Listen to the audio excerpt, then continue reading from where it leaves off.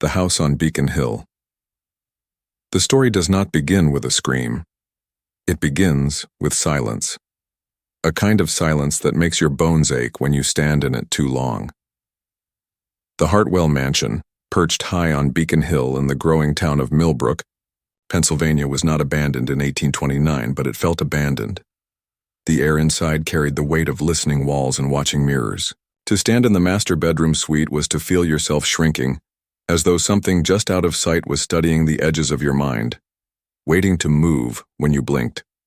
It was here, behind tall windows and imported wallpaper, that 5 young women, bright, healthy, brimming with life, stepped across the threshold into marriage with Jeremiah Hartwell. And it was here, in this East Wing chamber, that every single one of them would be broken. Some called it madness. Others whispered of a curse. But when the truth finally surfaced in 1835, it was neither accident nor superstition. It was something calculated. Something deliberate. And that is where we must begin. Before the first screams, before the asylum doors slammed shut, before Jeremiah Hartwell rose from respected iron magnate to one of the most reviled men in Pennsylvania. Tonight, you and I are going to open the doors of that mansion and step inside. But I warn you now, once you see what's hidden behind those mirrors, you can't unsee it. The rise of Jeremiah Hartwell Millbrook was not a town accustomed to wealth before the 1820s. Coal had been found in the river valleys, and smoke from new factories choked the once quiet farmland. The people were proud of their rough edges, farmers, blacksmiths, and merchants scraping fortunes out of soil and iron. Then came Jeremiah. He was 25 when he arrived from Ohio. Tall, silver-haired, far too young for it, with the kind of presence that made people lower their voices when he entered a room. His father had been a blacksmith, and Jeremiah carried the strength of that trade in his shoulders. But it was not brute strength that built the Hartwell Ironworks. It was calculation. He watched his rivals closely, learned what broke them, and ensured he never made the same mistakes. Within 5 years, he controlled contracts supplying railroad components for the entire region. In 1828, the mansion was completed. 42 rooms, marble fixtures, imported furnishings, manicured gardens sweeping down toward the valley. And at its heart, the master bedroom suite, stretching the full east wing of the second floor. The room dazzled visitors, its hand-painted, wallpaper from France, the cherrywood 4-poster bed, the glittering array of mirrors that seemed to multiply the light from tall windows. Guests whispered that no house in Pennsylvania was finer, but the locals, the servants, the masons, the chambermaids who worked long hours within its walls, spoke of something else, of odd drafts in windowless corridors, of whispers where no voices should be, of a feeling, always strongest in the master bedroom, that one was being studied. Margaret Dunlap. Hartwell. When Jeremiah married Margaret Dunlap in 1829, society treated it like a fairy tale. She was 19, daughter of Judge Dunlap, intelligent, quick-witted, admired for her charm at gatherings. People said she and Jeremiah made the perfect pair. Wealth, youth, and beauty, walking arm in arm down the aisle of St. Andrew's Presbyterian before 300 guests. But inside the mansion, perfection fractured quickly. At first, it was small things. Margaret gazing too long out of windows, distracted in conversation. She would stop suddenly, tilting her head toward doorways, claiming she heard the house settling. But her words carried an odd lilt, as though she truly believed. It spoke. Within months, her behavior escalated. She refused to sleep outside the master bedroom. She began staring at her own reflection, not directly but slightly to the side, as though someone just out of frame was whispering back. The staff gave it a name, the watching habit. Hours spent unmoving before glass. By August 1830, the facade of normalcy shattered during a dinner party. Margaret rose from the table mid-course, walked to the dining room mirror, and began conversing with her reflection, gesturing, laughing in a strange high-pitched tone. Guests sat frozen as she asked her own image why she looked so tired, pausing as if waiting for a response. When Jeremiah tried to lead her away, She insisted the conversation was unfinished. Later that night, the housekeeper found her in the master bedroom, stripping the French wallpaper with bare hands. Margaret turned, eyes fever bright, and told her, "I need to see what's underneath." Madness or something else. Doctors called it nervous exhaustion, obsessive melancholia. They wrote reports filled with polite words, but the truth was more disturbing. Margaret believed her reflections were other versions of herself, other Margarets, trying to warn her of secrets in the house. She moved from mirror to mirror, whispering, scratching at cloth covers until her fingers bled if anyone tried to hide them. Her final act before commitment was unforgettable. September 1830. Margaret gathered every reflective surface, mirrors, polished silver, glass, into the master bedroom. She arranged them in a pattern, then spoke through the night in conference with her other selves. By morning, she no longer recognized her husband or family. She was committed to the Pennsylvania Hospital for the Insane, where she lived for 43 years, never recovering, always searching for mirrors. Millbrook Society rallied around Jeremiah. To them, he was a man cursed by tragedy. The physicians explained it as female weakness, hysteria, the frailty of rising too high in society. Jeremiah played the part of grieving widower perfectly, retreating into books, writing letters to medical experts, sealing the master's suite like a mausoleum. But in his private journals, unearthed decades later, a different picture emerges. He was fascinated by Margaret's descent, documenting every symptom, noting patterns. And when Margaret died in 1833, Jeremiah reopened the master bedroom. He redecorated, filled it again with mirrors. And he began looking for a second wife, Elena Rodriguez. Where Margaret had been shy, Elena Rodriguez was bold.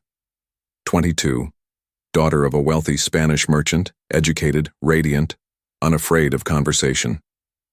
When Jeremiah courted her, he praised her mental resilience. Their wedding in June 1834 was quieter than the first, but no less celebrated. Elena moved into the mansion, embracing her role with enthusiasm. She adored the master bedroom, its light, its mirrors. She would sit for hours at the vanity, brushing her dark hair, chatting happily with her maid Maria. But by winter, whispers returned. Maria wrote in her diary, "She sits staring not at herself but beside herself. She says someone is trying to tell her something important." This time the conversations with reflections were gentler. Elena believed the mirror woman, offered advice about household management, about secrets of the house. By March 1835, Elena confided she had learned that Margaret was not mad at all, but trapped inside the mirrors, trying to warn future wives. And unlike Margaret, Elena did not crumble quietly. She began searching the walls. She pressed her hands against plaster, listening for hollows, and when she found a hidden panel behind the wardrobe, revealing a cramped passage running between the walls with tiny holes peering into bedrooms, the whispers of insanity transformed into something far more dangerous. Proof. The edge of revelation. By summer of 1835, Elena was openly defiant. She told Jeremiah the mirror woman had shown her everything: the passages, the truth about Margaret, the poisons in the medicine he gave for headaches. She accused him to his face, and then, one stifling August night, she sat before the vanity mirror and told him plainly, "I know what you do to women in this room." Jeremiah's journals note her accusations, but what he leaves out, what others would later reveal, is that Elena was not content to wait for her fate. She began an investigation, convincing the staff to search for hidden passages, documenting every strange medicine, every creak in the walls. Her father, Don Carlos, arrived, unannounced from Pittsburgh after hearing troubling rumors. He found his daughter lucid, except for her insistence on the mirror woman. And when he questioned her, she revealed secrets about Jeremiah's business dealings she could not possibly know. It was no longer madness. It was evidence. That night, as thunder rolled over Beacon Hill, Don Carlos confronted Jeremiah in the library. Elena demanded a mirror be brought so she could consult her advisor before speaking further. When denied, she grew frantic. describing in chilling detail the contents of hidden compartments in the house. And when she led them upstairs, her father, Jeremiah, and the housekeeper Sarah Quinn, she guided them straight to the master bedroom, wall. Behind a wardrobe, just as she claimed, lay not only the passage, but a compartment stuffed with documents, ledgers, letters, proof that Margaret had been telling the truth all along. By lamplight, Don Carlos unfolded the first ledger. His face went pale as he read. Entries of surveillance, blackmail, secret, correspondence with a physician specializing in induced hysteria. Each page dripped with evidence. Jeremiah stood silent in the shadows, silver hair glinting like steel. Elena turned to her father and whispered, voice steady despite the trembling candle flame. The mirror woman said this was only the beginning, and as the clock struck midnight, thunder splitting the valley below, Don Carlos realized the conspiracy in that mansion stretched far beyond one family's tragedy. It touched judges, businessmen, politicians, perhaps the entire state. But they had only just opened the first drawer. The ledger of secret silence filled the master bedroom after the discovery. The kind of silence that isn't emptiness but pressure, thick like air before a storm. Don Carlos Rodriguez, hardened merchant, had handled risky trades across oceans. He'd dealt with smugglers, pirates, bankers who would slit a man's throat over unpaid debts. Yet none of those encounters chilled him like the pages before him now. The leather-bound ledger was precise. Line after line of neat handwriting documented things no man should have known. Private conversations held in the Hartwell mansion, financial indiscretions, bedroom confessions whispered in supposed safety, dates, times, exact phrasing, a secret world of espionage carved into the walls of this house. Elena stood beside him, trembling but resolute. "I told you," she whispered. "She showed me." The mirror woman said everything was here. Jeremiah, framed by the tall windows, didn't move. His figure was a silhouette against lightning flashes over the valley. His voice, when it finally came, was even, almost too calm. "You're letting a sick woman's fancies fool you. Do you truly think a man of my position would risk everything, with such childish games?" But Don Carlos had been reading long enough to know this was no fancy. The entries described details Jeremiah could never have fabricated on the spot. A senator's plans for railroad expansion, a judge's crippling gambling debts, a factory owner's affair with his servant. Each secret was currency. Each line, a dagger. He closed the ledger slowly, eyes lifting to meet Hartwell's. These are not the writings of a grieving widower. They are the records of a man who profits by watching others bleed. The letters from Dr. Zimmerman. The discovery didn't stop with the ledger. Beneath loose floorboards lay another bundle, papers wrapped in oilcloth sealed to protect them from damp. These were different. Letters, written in a careful German hand, addressed to my esteemed client, Mr. J. Hartwell. Some in fractured English, others in fluent but chilling German. Don Carlos read aloud, voice shaking. The compound produces illusions most effectively when administered in tincture form, under guise of headache medicine. Patients retain enough rationality to walk, speak, and host without suspicion, yet their minds fracture along the lines we choose. Mirrors work as convenient focus points, symbols of vanity twisted into doorways of paranoia. The words trailed into medical jargon, descriptions of plant extracts, mercury preparations, laudanum mixtures, all carefully balanced to sustain hallucinations without immediate collapse. Elena's face drained of color. The headaches. He gave me those drops. Maria, her maid, sobbed into her hands. Sarah Quinn, the housekeeper, stood stiffly, her lips pressed tight. Her silence was heavier than speech. Jeremiah finally moved forward, his boots clicking against the wooden floor. He didn't snatch the letters, didn't protest their authenticity. Instead, he straightened his coat and said, "Even if they were real, who would believe such nonsense? A foreign doctor experimenting on women, a wealthy businessman reduced to dosing his wives with powders? Society will laugh before it condemns." But Don Carlos didn't laugh. He had built his fortune on understanding men's weaknesses, and he recognized the most dangerous kind: arrogance. The housekeeper speaks. Until then, Sarah Quinn had remained an obedient shadow in the mansion, but now her voice broke through, like a blade. I've seen it. All eyes turned. Her hands trembled, but her words were clear. I've prepared the very bottles he gave to his wives. He told me they came from Dr. Henley, but they arrived in plain packages, unmarked, always from strangers. And I saw what they did. First to Mrs. Margaret, now to Mrs. Elena. How they looked into mirrors and saw what wasn't there. How their eyes clouded while the master smiled. Jeremiah turned sharply, his calm cracking into steel. Enough.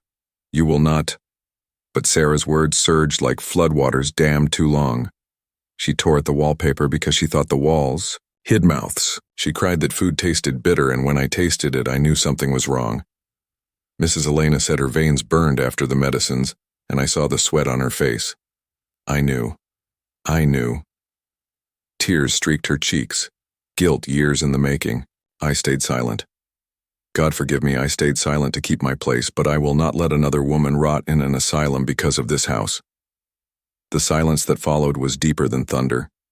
Jeremiah's performance. Jeremiah Hartwell had always relied on performance, the charm that could seduce investors, the composure that won respect. And he wore it again now like armor. You accuse me of crimes on the word of hysterical women and trembling servants, he said. His voice was measured, but his eyes glittered like frost. You would destroy a man's reputation, his life's work based on diaries and gossip. He spread his hands, almost theatrical. Yes, the house has passages. Many mansions do, for servants to move unseen. Yes, I record business dealings. Any good industrialist keeps notes. As for medicines, women of delicate constitution often require treatment. If they react poorly, is that my fault? Or the weakness of their sex? The words were crafted to sound reasonable, but to Don Carlos, they reeked of evasion. Then you won't object, he said. If these bottles are tested by chemists, or if handwriting experts compare this ledger to yours, or if we summon the authorities with these papers in hand. For the first time, Jeremiah's expression shifted, just a flicker, but enough, a tightening of the jaw, a spark of calculation giving way to something darker. The mirror woman revealed. Through it all, Elena had been quiet, her hand resting lightly on the vanity, eyes never leaving the mirror's surface. But now she spoke, softly, like someone confessing, to God, she isn't gone. The others turned. The mirror woman. She's still here. But I understand her now. She's not Margaret. She's not a ghost. She's me. The part of me he tried to poison away. She watched when I couldn't. She remembered when I forgot. Every paper he touched, every secret he whispered, she stored it here, her hand pressed against her own reflection. Elena's voice strengthened. I am not insane. I remember everything, and I can prove it.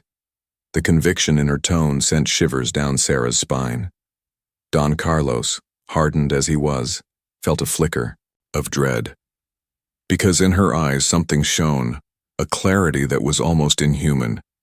Jeremiah stared at her as though she had risen from the grave. The documents in the wall, the hidden compartment revealed more than ledgers and letters. Beneath false boards lay folded maps of Millbrook, marked with cryptic annotations, factory locations, homes of prominent families, routes of railroad expansion. Alongside them were sealed packets of correspondence from judges, politicians, merchants, all compromising, all damning. One note scrawled in haste read, Payment received. Ensure Mrs. Tion is silenced before inquiry proceeds. Use the German method. The mirrors work best. The implications were staggering. This wasn't just about Margaret and Elena. Other women, other families, other silenced voices spread across Pennsylvania like cracks in glass. Don Carlos closed his eyes, exhaling a long breath that smelled of iron and fury. This is no longer a family matter. This is conspiracy. Jeremiah finally lost his composure. His voice rose, sharp, commanding. echoing off the mirrors like steel striking stone. You think you can tear me down with scraps of paper and women's babbling? I built this house. I built this town. Men like me are untouchable. Lightning split the valley, illuminating his figure like a specter. For one fleeting second, Elena thought she saw not Jeremiah Hartwell, but something monstrous. His reflection in the mirror stretched tall and warped, grinning when he did not. The confrontation might have ended there, but Elena suddenly stiffened, eyes locked on the mirror. She says there's more, she whispered. What do you mean? Don Carlos asked, uneasy. Elena's reflection was not moving in time with her body. Its lips parted, forming words no one else could hear. Elena's voice trembled as she translated. She says, look deeper. The true evidence is below. Her hand pointed toward the floorboards under the great bed, the cherry wood frame Margaret once slept in, the same bed where Elena now dreamed restless nights. Everyone froze, because if what they'd already found was damning, what lay beneath the bed could only be worse. What lies beneath? The storm still raged outside, its thunder rumbling like drums for some unseen army. The walls of the Hartwell mansion seemed to pulse with the sound, as though the building itself was drawing breath. Everyone's eyes were fixed. On the floor beneath the cherry wood bed, Elena's reflection had whispered through her, pointing with icy certainty. Look deeper. The true evidence is below. For a long moment no one moved. The bed loomed heavy, an altar of polished wood and carved posts. Generations of wealthy families had likely slept soundly in its embrace, but here, under Jeremiah's rule, it had become a coffin for reason, a cradle for madness. Don Carlos broke the silence. His voice was steady, but his hand tightened on the silver-headed cane he carried. Move it, Maria gasped. Senor, please, move it, he repeated. Sarah Quinn stepped forward without hesitation. She had been silent too long. Now, guilt propelled her. With Don Carlos's help, they dragged the massive bed across the floorboards. The wood shrieked against wood, a sound more unsettling than thunder. Beneath it, the boards looked no different, at first. But when Sarah rapped her knuckles against them, the hollow thud told another story. The trapdoor seam appeared where two boards had been cunningly joined. Sarah pried at it with the iron poker from the fireplace, and with a crack, the false panel lifted. A dark square yawned beneath. The smell hit first. Not rot, not exactly, but the acrid tang of old chemicals, sharp, metallic, with a sweetness that clung to the tongue. Elena reeled back, gagging. Jeremiah did not flinch. He only stood with arms crossed, expression unreadable. Nothing down there but storage, he said. Old supplies, perhaps. You're wasting your time. But Don, Carlos ignored him. He fetched a lantern, lowered it into the hole, and the light revealed a narrow stair curling downward. A passage, Sarah whispered. All these years, I cleaned this room every day, and I never knew. Don Carlos descended first, lantern raised. The steps creaked under his boots, dust stirring like the ghosts of decades. Elena followed close, clutching Maria's hand. Sarah hesitated, glancing once at Jeremiah before hurrying after them. Jeremiah remained in the bedroom above, his figure framed in the lantern glow, silent as a sentinel. The chamber below. The stairs ended in a small, low-ceilinged chamber.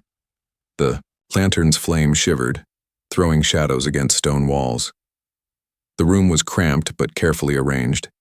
Shelves lined the sides, filled with bottles of powders and tinctures, labeled in a mix of English and German. Some bore strange alchemical symbols. A work table sat in the center, littered with mortar, pestle, measuring scales, and bundles of dried plants whose smell made the air stifling. But it was the other half of the room that chilled them to silence. A chair, more like a throne of iron, was bolted to the floor. Leather straps dangled from its arms, worn and cracked from use. Beside it stood a tall mirror, its surface clouded with age, yet catching every flicker of the lantern flame. Don Carlos's voice was a rasp. Mother of God. Elena clutched her chest. She remembered the nights she awoke from Jeremiah's medicine with her body aching, her head pounding, her eyes burning from visions that wouldn't fade. She had thought she was seated at her vanity, brushing her hair. Now she wondered if she had been strapped to that chair instead, made to stare into glass until hallucinations ate her sanity raw. Sarah fell to her knees, sobbing. He told me it was treatment, for nerves, for sleeplessness. He said the eye doctor recommended it. Oh Lord, forgive me, I helped bring the bottles. The mirror seemed almost to hum in the room's damp air. Its reflection showed them all distorted. Elena's face stretched, her father's eyes doubled, Sarah's mouth gaping wider than it was. Elena whispered, "This is where Margaret broke." The files on the shelves lay more papers, bound with string. Don Carlos seized them, holding the lantern close. They weren't medical instructions, but reports. Cold, analytical, clinical. Subject M. Increased agitation when mirrors are covered. Delusion consistent. Recommend dosage increase to strengthen fixation. Subject E. Shows unusual resilience. Instead of agitation, reports conversation with reflection. Breakthrough. Potential. Mirrors appear to serve as mnemonic anchor. Observation. Hallucinations retain truth. The notes were signed simply J.H. It wasn't just Dr. Zimmerman's work. Jeremiah had been the experimenter himself. Don Carlos's fist shook with rage. He wanted to march upstairs and strike the silver-haired man where he stood, but Elena stopped him. "Not yet," she whispered. Her eyes were glassy but clear. "He will not be defeated with fists. He has friends, allies. He will turn this against us unless we show the world everything." Jeremiah's descent back upstairs. Jeremiah paced the bedroom like a lion in a cage. His journals had been uncovered, his chambers pried open, but his arrogance remained intact. When they returned, he was waiting. "So," he said evenly, "you've seen my laboratory." The way he said it, so casual, so devoid of guilt, sent a chill through them all. "You think you found proof of crimes, but what have you really found? Medicines, mirrors, notes from a doctor, all of it explainable. Do you know how easy it is for society to dismiss a woman's testimony, even a father's grief? Do you think the courts will convict a man of wealth on such flimsy grounds?" He smiled, sharp and cold. "They will say Margaret was hysterical. They will say Elena inherited weakness. And they will say Don Carlos Rodriguez seeks to ruin a rival with manufactured evidence." The words stung because they were partly true. In 1835, women's voices were fragile currency. Even hard evidence could be dismissed if presented by the wrong messenger. But Elena stepped forward, her voice ringing clear. "Then let me speak, not as a wife, not as a daughter, as a witness. Every secret you spied, every letter you copied, I remember. I remember. You tried to poison it out of me, but she, the mirror woman, kept it safe." For the first time, Jeremiah faltered. His smile thinned, his eyes narrowing. The house turns that night, no one slept. Don Carlos stood guard with his cane by the door. Maria and Sarah whispered prayers in the corner. Elena sat at the vanity, the mirror glowing faintly in candlelight, as though it held its own source of illumination. The storm eased by dawn, leaving mist over the valley. But inside the mansion, tension only grew, because the house itself seemed to stir. Floorboards creaked with no weight upon them. Drafts hissed through keyholes, though no windows were open. The mirrors, dozens scattered across the suite, tilted, slightly as if adjusting to keep watch. Elena did not look away. She studied them as they studied her, unblinking, until her father begged her to rest. When she finally closed her eyes, she murmured, "She's not finished showing me. There's more, always more." The network, the next days were a blur of discovery. Hidden compartments yielded more documents. Some showed transactions, payments from politicians, judges, businessmen. Others were letters begging Jeremiah for discretion after secrets had been unearthed. One chilling note read simply, "The wife grows suspicious. Apply the treatment before she speaks. As agreed, You will be compensated. Dozens of names appeared, some still powerful in Pennsylvania. It wasn't Jeremiah alone. It was a network, a silent brotherhood of men willing to poison and confine their wives, daughters, or rivals if it meant silencing inconvenient truths. Elena read each document with grim determination. "This is not just about me," she whispered. "Or Margaret. It's bigger. It's everywhere." Don Carlos's jaw tightened. He had thought himself hardened, but this web of cruelty shook even him. "We will bring this to the authorities," he vowed. "The governor himself if necessary." "But," Sarah, voice trembling, offered a warning. "Do you think they'll listen? Do you think men who dine with Jeremiah will believe their own names are stained in the same ink? They will protect him. They will protect themselves." Her words were bitter truth. The breaking point. Jeremiah's mask began to slip. He no longer kept to his study or feigned grief. Instead, he stalked the halls, demanding access to his private property, threatening Sarah for her betrayal, snapping at Maria when she trembled in his presence. Yet even in fury, he retained calculation. He petitioned Dr. Henley to visit again, pressing the doctor to declare Elena dangerously delusional. He whispered to neighbors that Don Carlos was a foreigner meddling in local affairs. He laid the groundwork for his defense before accusations, even reached court. But what unnerved Elena most was his gaze. He no longer looked at her as a wife or a liability. He looked at her like a subject who had escaped her cage, and he was planning how to build a stronger one. On the 5th night after the chamber was discovered, Elena awoke to a faint scraping, the way others slept lightly around the suite, exhaustion having stolen their vigilance. She rose quietly, following the sound. It came from the mirror, not her own reflection this time, but from behind it. Her hand trembled as she touched the glass. The surface was cold, yet she could feel vibration, like nails scratching stone. And then, faint but undeniable, she heard, in a woman's voice low and ragged, whispering from inside the mirror, not Margaret, not herself. Another voice, another victim, and it was begging to be let out. The voices in the glass Elena. Hartwell had lived with mirrors long enough to know their tricks. The way candlelight warped reflections, the way fatigue bent the mind until your own face seemed like a stranger's. But the sound she heard that night was not trickery. It was not exhaustion. It was a voice, a woman's voice, muffled and raw, whispering from beyond the glass. Her blood turned cold. She pressed closer, her breath fogging the mirror. "Who are you?" she whispered. The answer was faint but urgent. "They forgot me. Don't let them forget me." Elena recoiled, heart hammering. It wasn't Margaret's voice.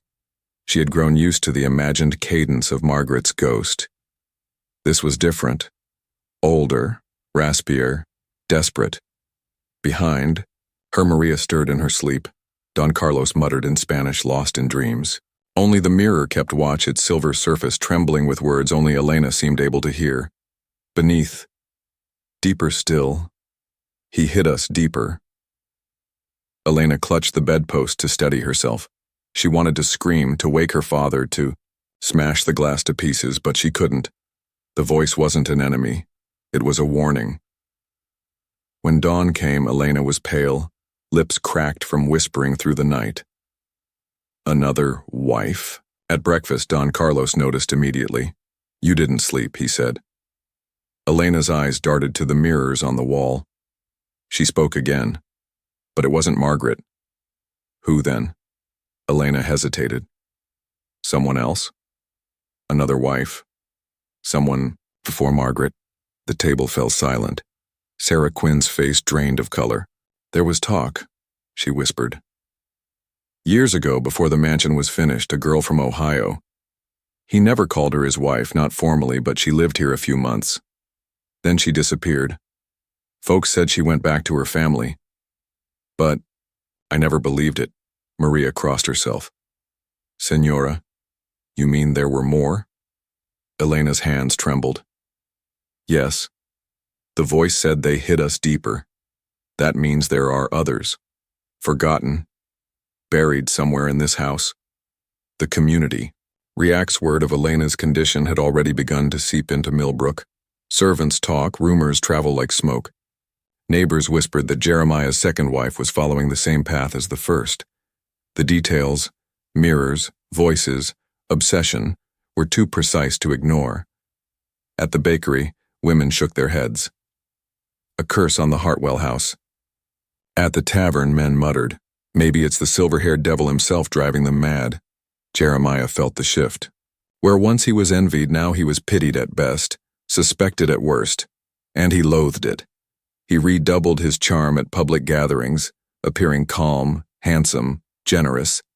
He donated to the church, sponsored a new school roof, shook hands in the square. But behind his smile, he seethed. Every glance felt like accusation. Every whisper was an enemy plot. At home, his temper grew sharp. Doors slammed, servants fled his presence, and at night, he paced the halls like a caged animal, listening for movements behind the walls. The doctor returns, Dr. Henley, summoned again. By Jeremiah arrived one humid afternoon. His hair was thinner now, his spectacles fogged with sweat. He had treated Margaret years before, and the memory haunted him still. Elena met him calmly, her father at her side. Tell me, doctor, she asked, voice cool. Do two women develop the same madness in the same house by chance? Or is it poison? Isolation? Manipulation? Henley hesitated. His profession demanded rationality, yet he had seen enough to doubt coincidences. He examined the bottles Jeremiah provided, clear liquids, powders in corked vials. He tasted one cautiously, then spat it out with a grimace. This isn't my prescription, he said. His face hardened. Jeremiah, you told me these were my compounds. Jeremiah's smile was thin as paper. Memory plays tricks, old friend. You surely recommended these mixtures. Henley shook his head. If so, then I have committed malpractice without knowing, and I will not let another woman suffer the same fate. For the first time, Don Carlos saw fire in the doctor's eyes. The hidden rooms, the voice in the mirror plagued Elena nightly. Each time it said the same. Deeper still. Finally, she could bear it no longer. Guided by Sarah, Maria, and her father, she returned to the passageways behind the walls. Lantern light painted their faces pale as bone as they crept through the narrow corridors. Dust choked the air. Spiderwebs clung to their hair. They found new panels, cleverly concealed, opening into crawl spaces where plaster gave way to stone. Then, behind one panel, Sarah froze.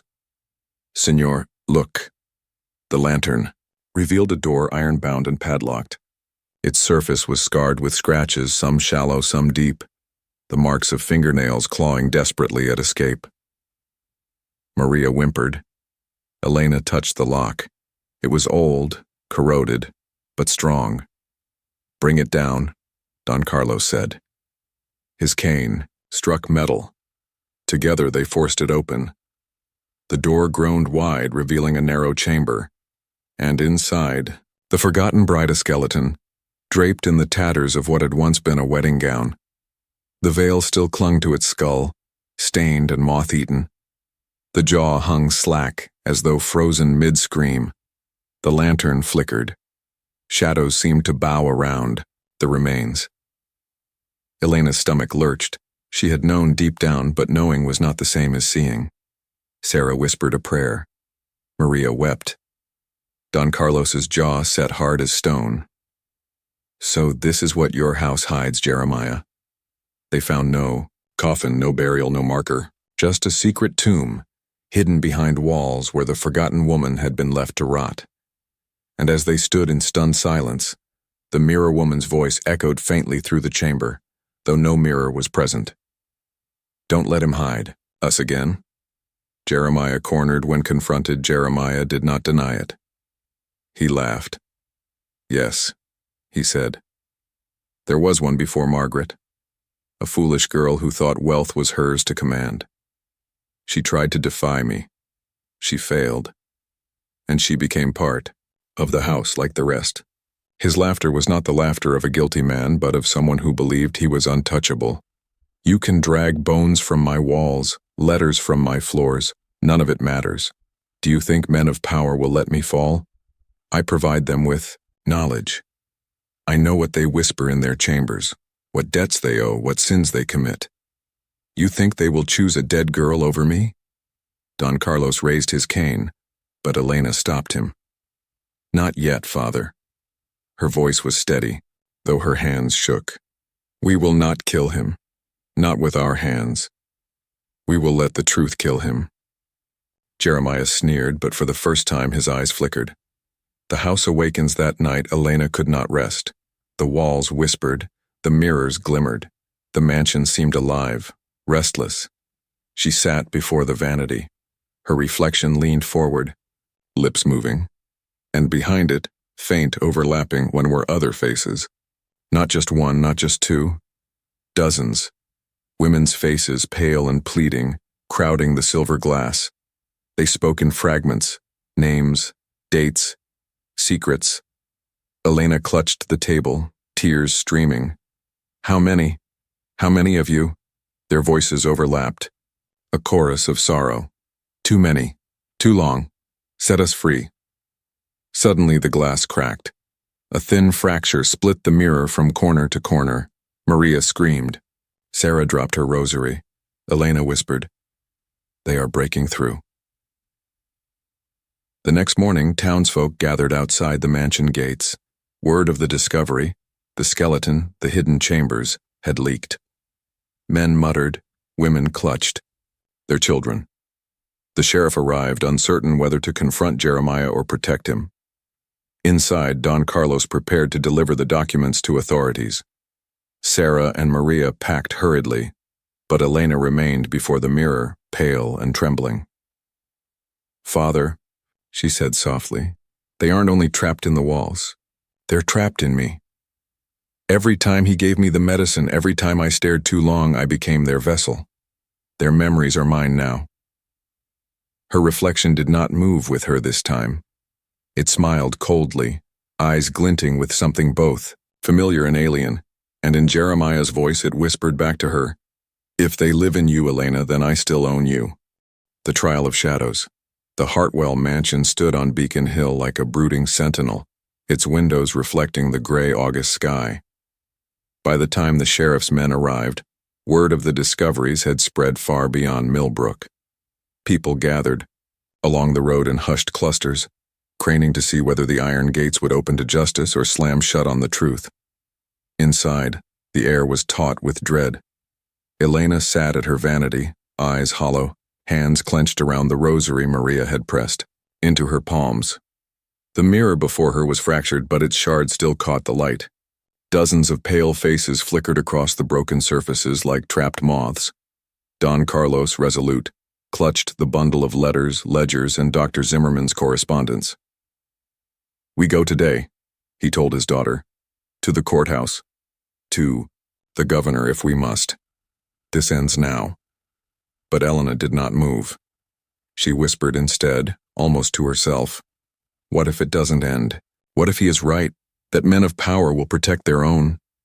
Sarah, hovering in the corner, shuddered. "Señora, evil like this cannot stand forever. Not with proof." Yet even as she spoke, heavy boots echoed in the corridor. Jeremiah entered, tall and silver-haired, immaculate in his coat. He looked less like a man cornered than a judge arriving to preside. "You think you can drag me before peasants and magistrates?" His smile was cold.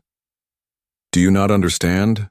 Their secrets are mine, their lives belong to me. If I fall, half the county falls with me. They will never allow it." The sheriff's visit. Sheriff Alcott arrived by mid-morning, flanked by deputies. He was a stout man with a weathered face, known more for keeping brawlers in line at taverns than unraveling conspiracies. Don Carlos met him in the library, spreading the papers on the table. "This is evidence of murder, conspiracy, and fraud. A ledger of blackmail, a hidden laboratory beneath the master suite, a skeleton locked behind a wall." Alcott frowned, flipping through the pages. He recognized names, powerful ones. Judges. Senators, merchants who bankrolled elections. His lips pressed tight.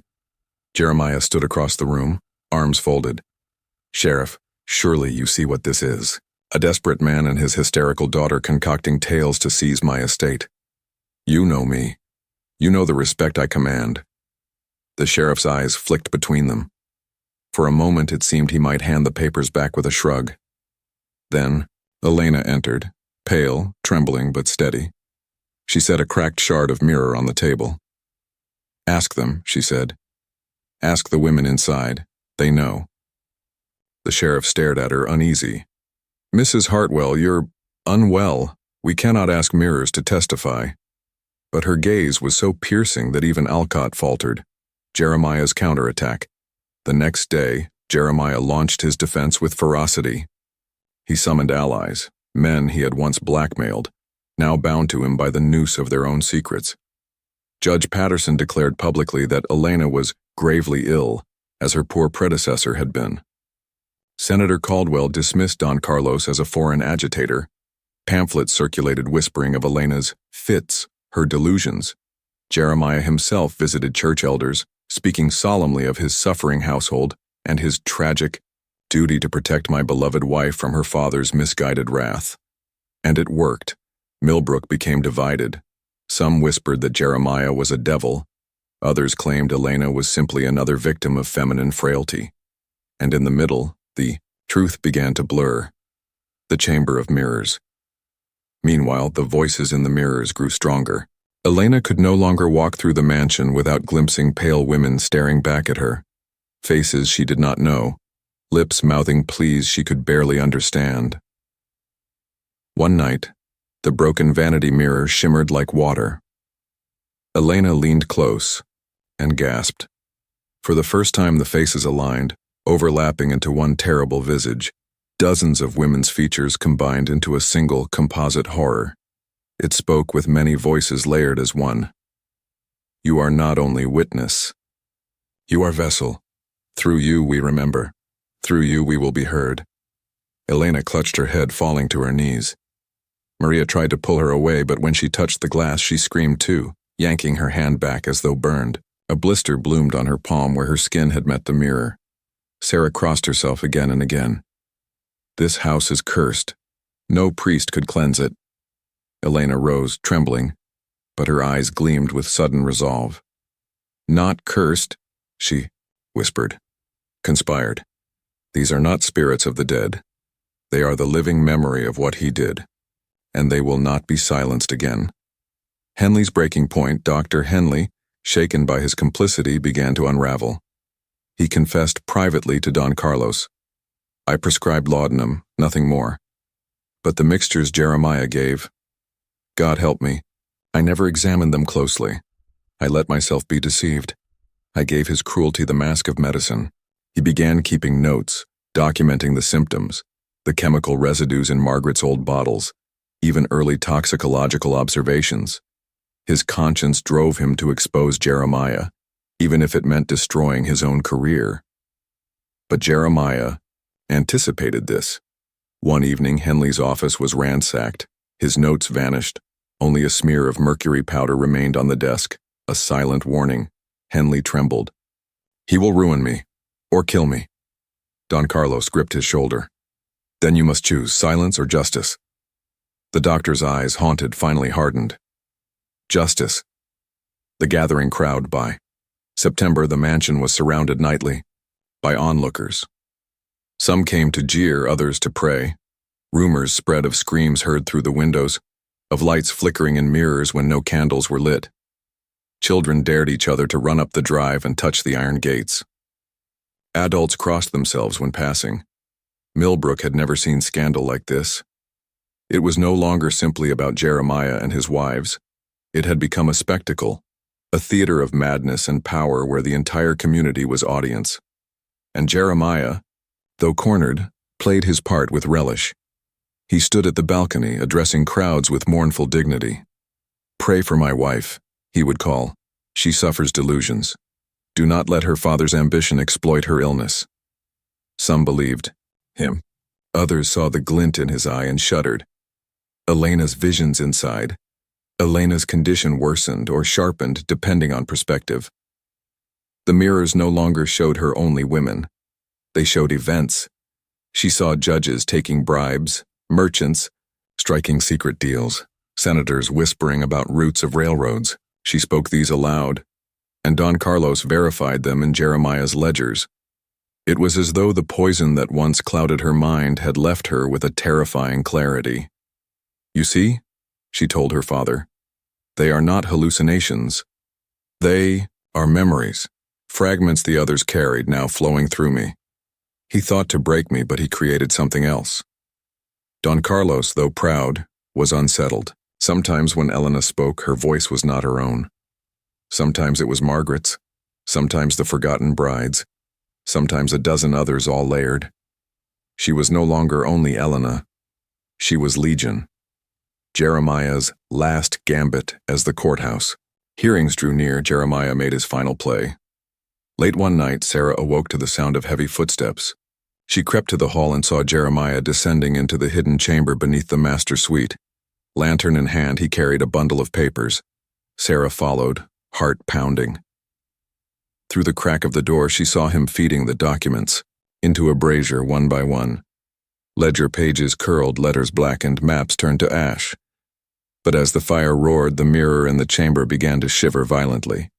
A crack split across its surface. From it, faint voices wailed, dozens screaming in protest.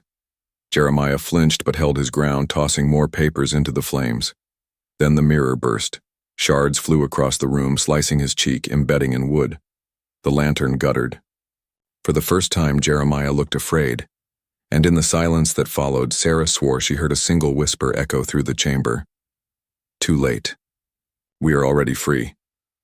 By morning, Jeremiah emerged pale, a bandage across his cheek. He claimed a minor accident, nothing more. But Sarah knew better, and Elena, when she looked into the cracked mirror at her vanity, smiled grimly. "He tried to burn them," she said, "but the truth is no longer in his papers, it is in me. It is in us." That night, Don Carlos prepared to leave for Pittsburgh to bring the evidence before higher authorities. Elena insisted she come. As they packed, Jeremiah watched from the doorway, his silver hair catching the candlelight, his eyes dark with fury. "You think you can walk out of this house alive," he said softly, "but you belong to it now. You belong to me. And if you take one step down that hill, I will show you just how deep this conspiracy runs." The candle flickered, and in its light, Elena saw something behind him. A shadow in the mirror that was not his own. A taller, darker figure grinning wide as though the house itself had finally chosen a side. The fall of the house on Beacon Hill. The morning broke damp and gray. Mist clung to the valley, swallowing the chimneys of Millbrook in a white haze. Beacon Hill rose above it all, the Hartwell mansion looming against the sky like a monument to ambition and deceit. But inside, the walls trembled with a different kind of power. Elena Hartwell stood before the fractured vanity mirror. Her pale face reflected 100 ways in its jagged shards. She could hear them still, the women. Margaret's calm insistence, the forgotten bride's desperate cries, and dozens more, all crowding her mind with fragments of memory and warning. Her father urged her to leave with him for Pittsburgh. The carriage was ready, the documents secured, the sheriff persuaded to grant them safe passage, but Elena did not move. "Father," she whispered, "if we leave, he will remain. He will weave another lie, bury the bones deeper, charm the judges, and find another wife. It will never end." Don Carlos gripped her hands. "Then we will drag him into the light of the courts. The gallows will finish what poison began." But Elena's eyes flicked toward the mirror. The chorus inside it whispered one word in unison. Tonight. The gathering of townsfolk. By midday, a crowd assembled at the mansion gates. Rumor had spread. The sheriff meant to escort Elena and her father to Pittsburgh, and Jeremiah was fighting it. Men came with rifles slung across shoulders. Women clutched prayer books. The road swarmed with wagons and horses. Some came to see justice. Others came to watch a powerful man fall or survive. On the balcony, Jeremiah appeared immaculate as ever, his cheek bandaged from the mirrors shattering. He raised his arms, addressing the throng. "Friends, neighbors," he called, his voice ringing. "You have heard wild tales, lies, my enemies wish to see me ruined. But I tell you this, my only crime is loving too deeply, women too fragile for the weight of this world. Do not let envy and hysteria destroy what we have built together." A murmur rippled through the crowd. Some nodded. Others spat on the ground. Then Don Carlos stepped forward, holding the bundle of ledgers high. "And what of these, Hartwell?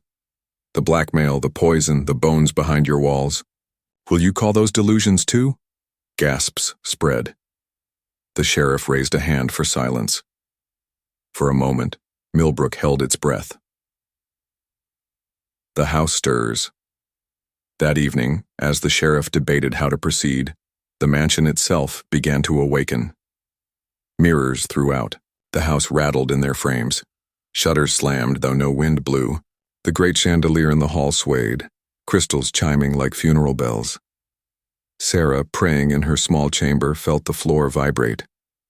"It's them," she whispered. "The wives. They won't be silenced anymore." Elena sat at her vanity, staring into the fractured glass. Her reflection did not mimic her.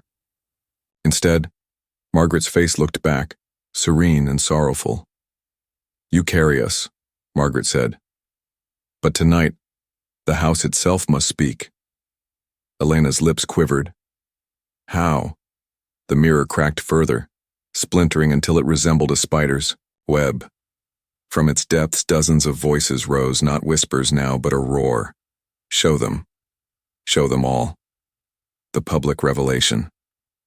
That night, the sheriff convened a hearing in the mansion's grand hall. Lanterns burned along the walls, throwing flickering light over the gathered townsfolk, the deputies Don Carlos and Jeremiah himself. At the sheriff's urging, Elena stood before them. Her dress was plain, her hair unadorned, but her eyes blazed with a strange light. Jeremiah sneered. "Go on then. Rave, as Margaret did. Show them your madness." Elena did not answer him. Instead, she walked to the massive wall mirror that dominated the hall. At first, it showed only her trembling form. Then, slowly, impossibly, the glass began to ripple. Shadows coalesced, faces emerged, women's faces, dozens. Margaret, the forgotten bride, and others unknown, pale and hollow-eyed, mouths opening in unison. The crowd gasped. Some fell to their knees. The voices spoke, not as hallucinations, but aloud, echoing through the chamber. We were his wives, his victims, his prisoners. He poisoned us, he silenced us, and when we could not be silenced, he buried us in these walls. The sheriff staggered back, lantern trembling in his hand. Jeremiah shouted, "Trickery, reflections, nothing more. She has bewitched you." But the mirror roared again, the voices louder.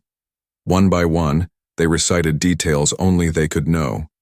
Margaret's final night tearing down wallpaper, Elena's doses of tainted laudanum, the forgotten bride's screams in the locked chamber. Every revelation matched the documents Don Carlos laid upon the table. It was undeniable. The hall erupted in shouts, of horror, of rage, of prayers, and Jeremiah Hartwell's mask finally cracked.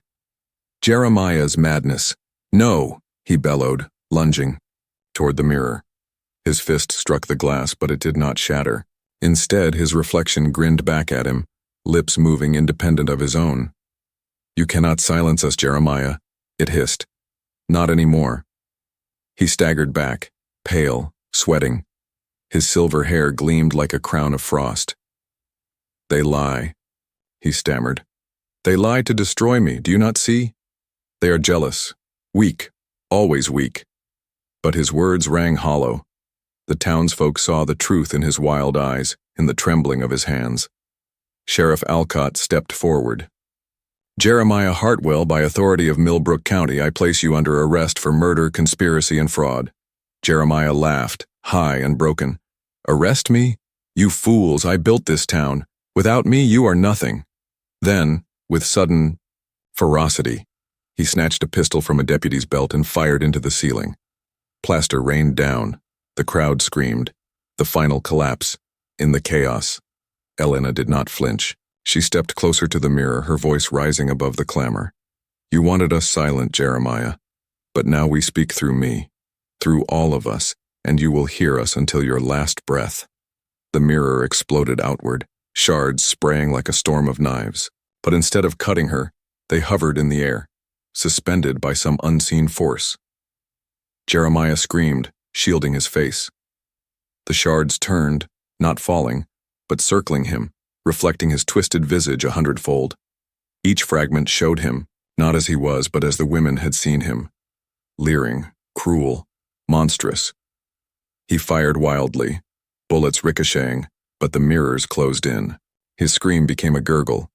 When the shards finally fell, Jeremiah lay on the floor, his body riddled with shallow cuts, his pistol empty. His eyes were wide, staring at the ceiling, but his reflection, in every shard around him, still moved. Grinning, whispering, "You belong to us now." Aftermath by dawn, it was over. The sheriff ordered Jeremiah's body taken away, though some whispered he still breathed. The documents were delivered to Pittsburgh, where officials could not ignore them. Dr. Zimmerman was arrested soon after. The network Jeremiah had cultivated unraveled in the face of testimony, ledgers, and the unexplainable events witnessed by dozens in the mansion's hall. Elena, pale but lucid, left Beacon Hill with her father. Maria and Sarah followed, unable to remain in the cursed house. The mansion itself was sealed, its windows boarded, its halls abandoned. No one wished to live where the mirrors had spoken. Years later, the house collapsed in a storm, leaving only ruins. But locals said that when the moon was bright, you could still see shards of glass glimmering in the weeds, and if you dared to look too long, pale faces would stare back. Elena never spoke publicly again of what happened in Millbrook. She remarried, bore children, and grew old. But she never kept a mirror in her home.